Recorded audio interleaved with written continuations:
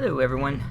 Take a look at the card in the top corner to show the gravel dirt road performance of full self-driving. Proceed here to watch the video. As the title says, this is my longest drive with 0 disengagements.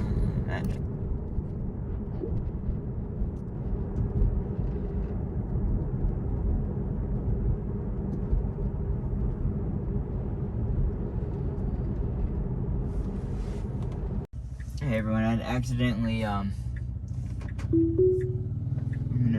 I don't know if I'm gonna let full self-driving do this. I've been waiting at the stop. This is just very shortly after where I accidentally pressed the button on the wheel and turned off the video. A lot of traffic here today. This is only shortly after when we got here yesterday. This is more people on Sundays. And it can actually go ahead and go now. I'm pressing it to give it a little bit more confidence. This person, okay. So we're gonna go very slow down this hill here. And just because everyone else is gonna go slow, so the car's probably gonna handle it just fine. I'm just gonna put it as 30. They give us some distance to from the car in front, just because it's gonna be a lot of braking back and forth. And notice how I've gained range. I was at 143 and now I'm at 144. I guess we can probably up it to the speed limit now.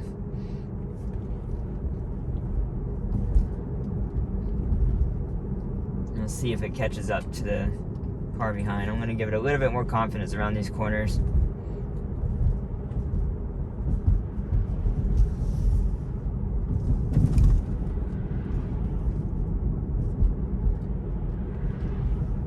Seems to be doing pretty good.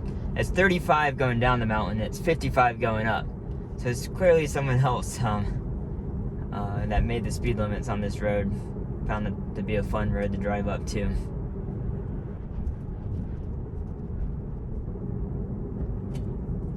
Okay, brake for no reason right there.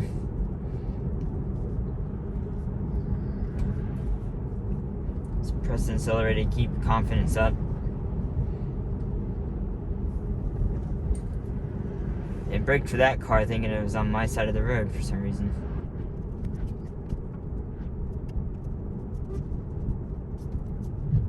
Surprised no one's trying to pass me right here. A bunch of cars. I think I'm gonna up the speed because it gets a little bit less curvy down in this spot. I have to press the accelerator to keep it going so it doesn't... Well, we're running out of regen, so from my efficiency standpoint, it didn't want to brake too much. I don't need to brake at all going down this hill. So, or very little. I do need a regen obviously, but I don't have to touch the brake going down this hill.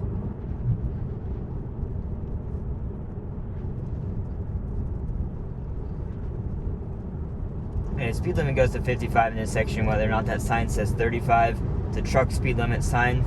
So we're gonna go 55 in this section. So this is where I'm probably going to end it.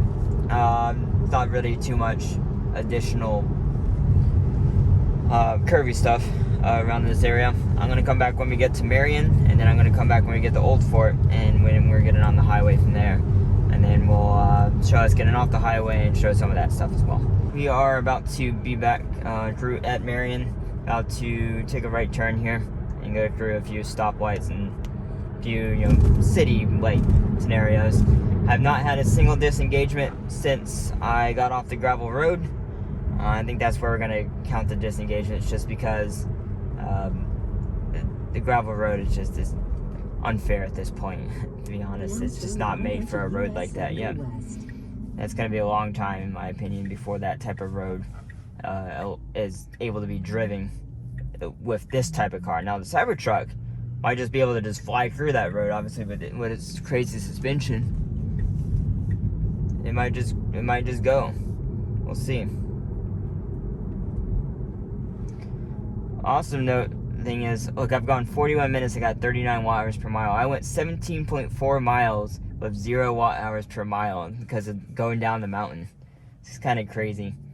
The battery's cold, and my total trip from leaving home so far was 201 watt-hours a mile. Now, this might be a little bit different in actual winter time. These temperatures, 61 degrees here. Yes, I'm looking. These temperatures are ideal temperatures for these type of for driving with the Tesla, because I don't need heat. Like, it's hot in here. Because I'm wearing sweatpants and a jacket. I'm about to take off the jacket. But let's see. I'm gonna tell it to get over since I have space. You want to get in the left lane because the right lane here merges to the left. So you do want to, you want to get in the left lane. I'm gonna go. See, this car on my right is trying to pass me because they know it's a merge, which is fine. It's whatever. They go hit one car length in front of me, big deal. But yeah. But obviously we made it through that, no problems. One thing I wanted to note, I don't drive on a lot of 4-lane roads, but I think this is new with 10.2, is that it definitely will start accelerating around a car when you go to pass it. So a car passes me, and it's like one car length in front of me, like it's right in front of my nose, and I go to put the blinker on. Actually, no, never mind. The car is like right next to me, like half the car is right here at my B pillar or A pillar. I put the blinker on, and it will automatically it turns the car blue and then turns it red, and it automatically will start moving over and speeding up. It actually sped up in my lane before it got over. They matched the car on the left lane. That is a fabulous improvement from the previous version. I hope that stays.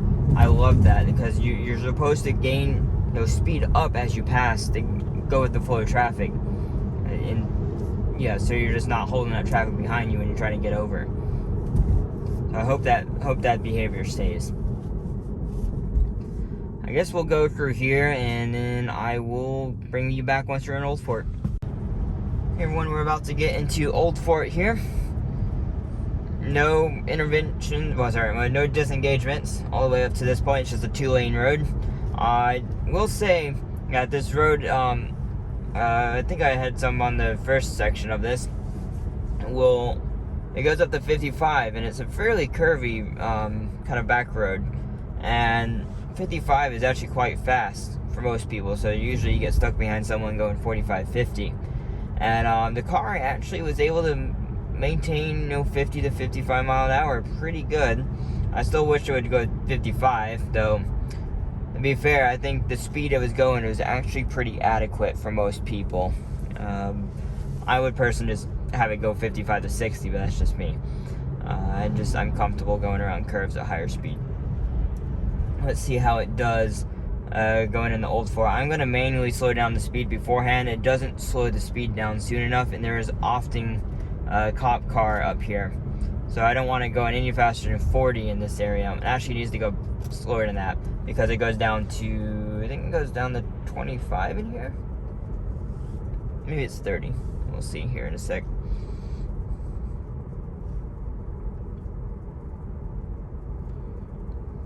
Yeah, 30. Okay. Because there's often a, that's odd. It brakes rather hard. It actually got down to 30 quite quickly. That's really odd. Like, it doesn't do that at every speed limit change. It's like it's mapped to do that or something. Maybe. Stay straight to I don't know. The US 70 West ramp. So it's hard to say, but usually you want to go to speed limit in this town, just because there usually is a police car watching at either end. So there wasn't one at this end, but there could be one at the other end getting onto the freeway. Especially if you're coming the opposite direction. Do not speed going in the Old Fort. You're used to getting off the highway, at 65, 70 mile an hour, and you're coasting down a hill the whole way in the Old Fort. And so you don't lose your speed. And well, with a Tesla you might, but with other cars you won't lose your speed.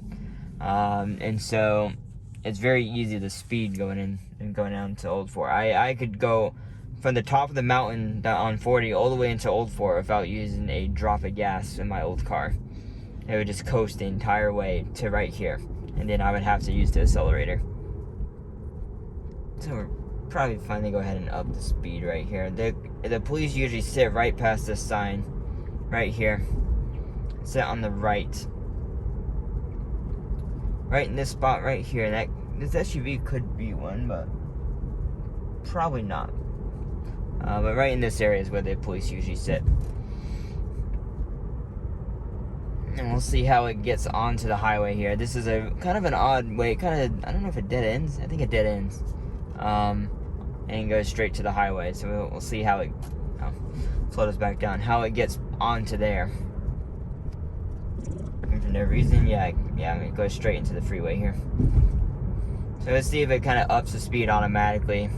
If it doesn't, I'm going to go ahead and do that here in a sec. Yeah, we need to be getting up to speed now.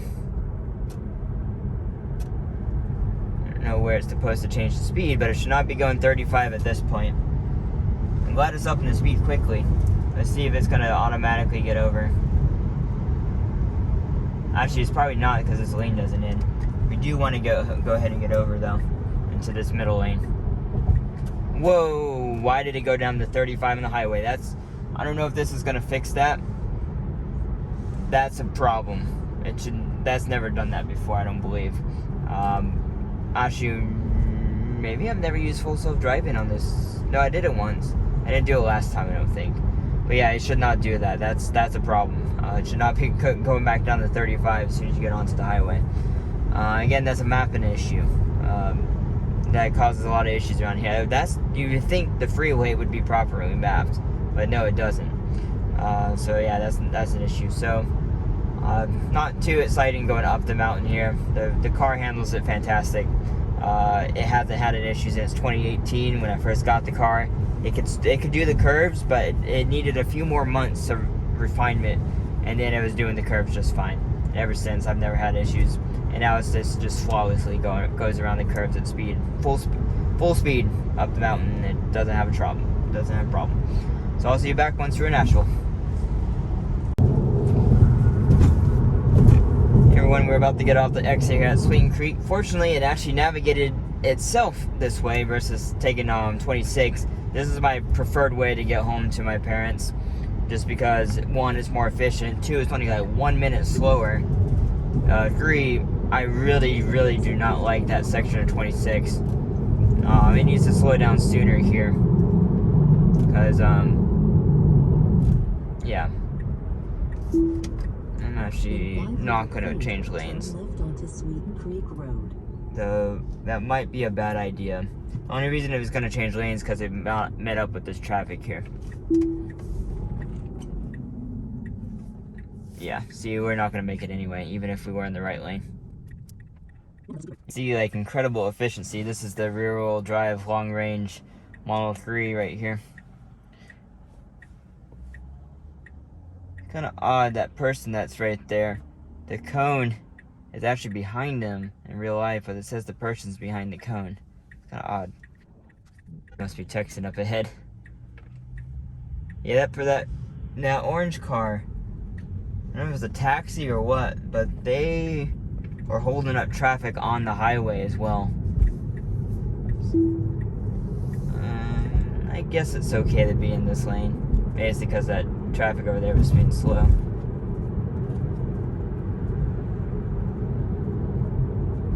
Looks like an older lady. I'm not sure why there's a taxi service, but yeah.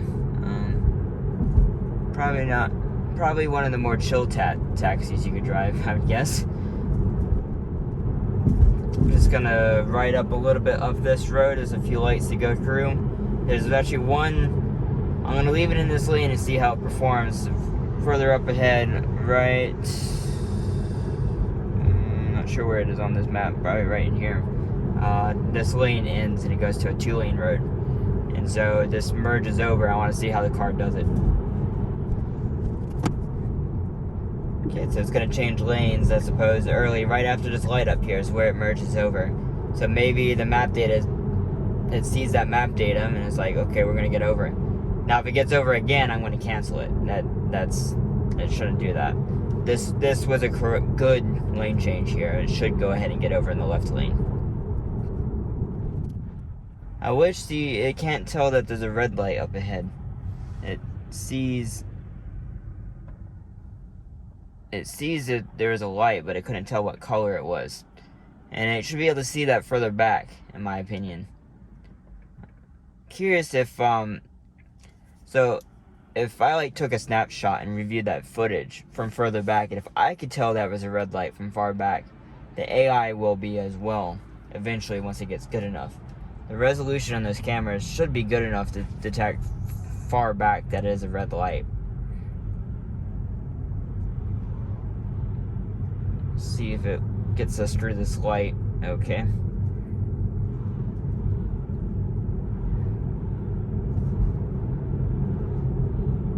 You can see here's the merge lane that comes back into this lane right here.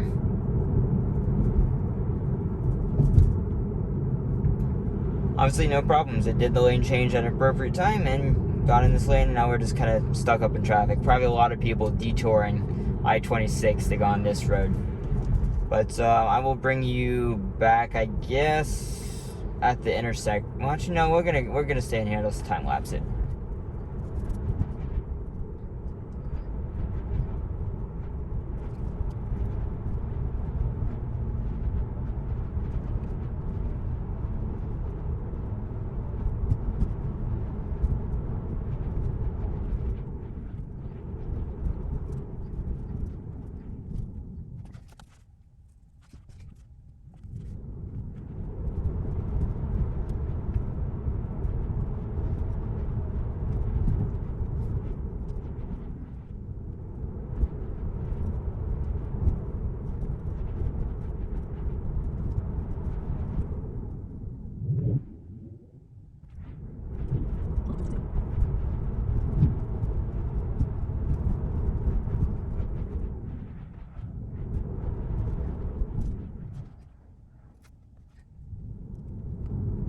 So here's going to be our problem spot, potentially.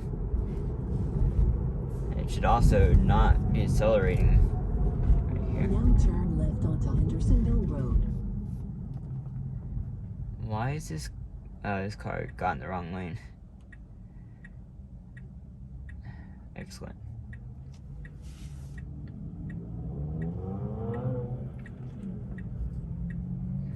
That's, I guess, a perfect example of what this car kind of does. It gets in the wrong lane and then can't make up for it, and it's like, okay, we'll just commit to go into the turn lane. However, I will not give that excuse to a car. It's a good excuse for a human. You don't know where you're going, you're in an unfamiliar area, you're going to get in the wrong lane. You just have to make up for it. Just turn in the Walgreens there and you turn around and whatever else. But for a road taxi, it should know where it's going all the time, no matter where it goes. It shouldn't matter. And so that's just, to me, it just is unacceptable to get in the wrong lane, at least in populated areas. Now, maybe if you're in a remote area, it's not going to know what lane to be in. So that could be a issue potentially, but in these type of areas, no excuse at all.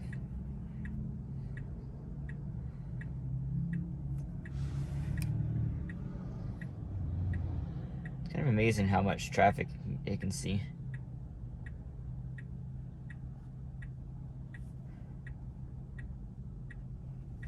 Okay, our light just turned green.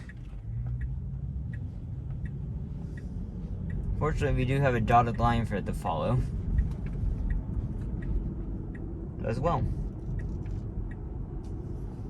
Yep, see exactly what they're doing, turning in the Walgreens to go correct their mistake. And accelerating because it should have not braked that hard.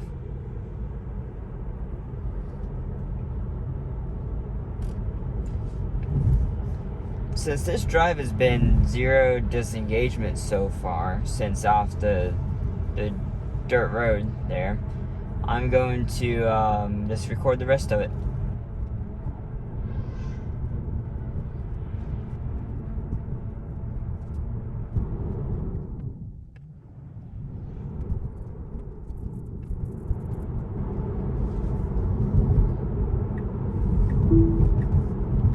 Not exactly sure why it changed lanes, but I'll let it stay in this lane for now. Braking as if that car was in my lane, and it's still trying to brake. And a smoothish deceleration here. It still sort of started decelerating sooner.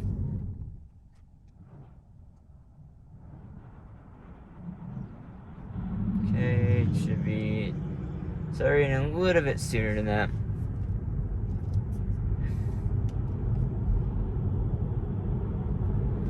I've noticed 10.2 definitely improves routing issues, where it just random issues where it just tries to go around cars and other weird lane changes and stuff. It's not perfect, as you can see. I don't think it should have got in this lane. It's not necessarily a bad thing, because this type of road, just get it whatever lane you feel like. It doesn't really matter. You should still, though, if you're not going to go, if you're going to go under the speed limit, get in the right lane.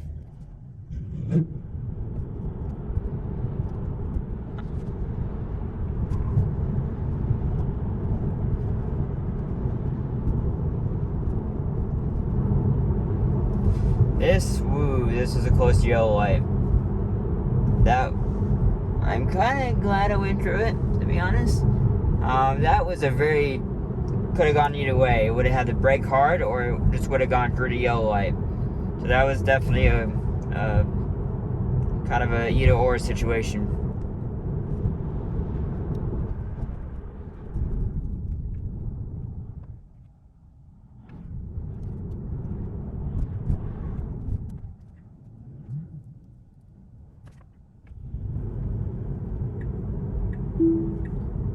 Okay, odd spot to change lanes. It really should have waited past this light.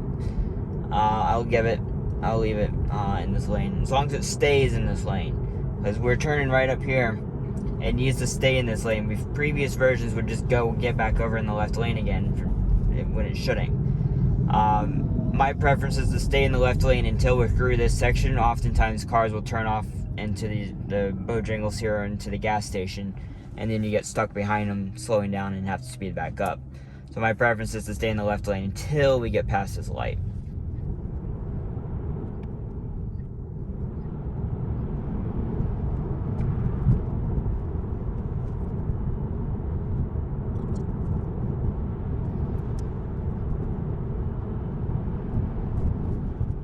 So, okay, I don't know why cars are just slowing down here because of this little moped. My car, please do not get over. You need to get in this right lane right here. Go ahead and get over. I'm gonna go ahead and make it get over. There's a car coming behind me. Now turn right onto Mountain Road. Okay, it would have turned lanes right there by the looks, but that was far too late to get in the lane. Turn too wide right there as well. And this is also a 35 on this road.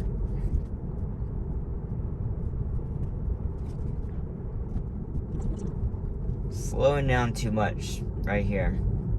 This is really slow to go up this hill. Doesn't need a blinker here. Pressing it through.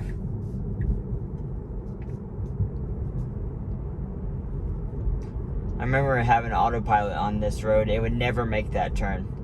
First time I did full self-driving, I think it made it. And autopilot would never make it until I got full self-driving.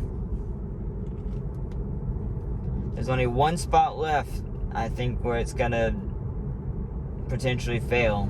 There's a light up here, and if it turns red, that's where we might fail. We'll see.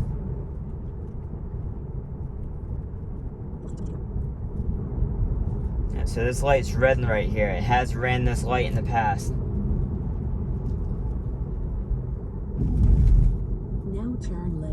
the light's way over there. Okay, so it does see as being in a red light, so good.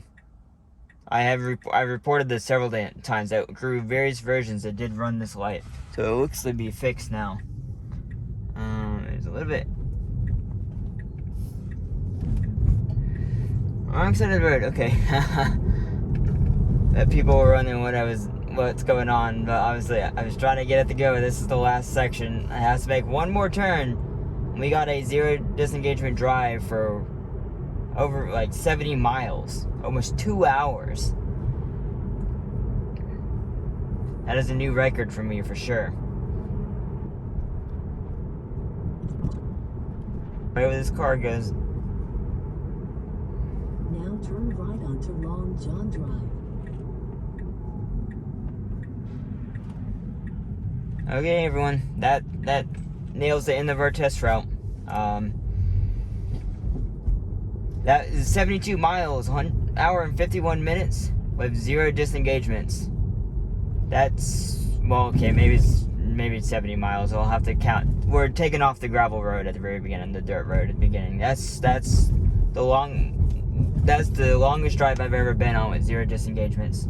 That's pretty incredible. The improvement that's happened in the past year.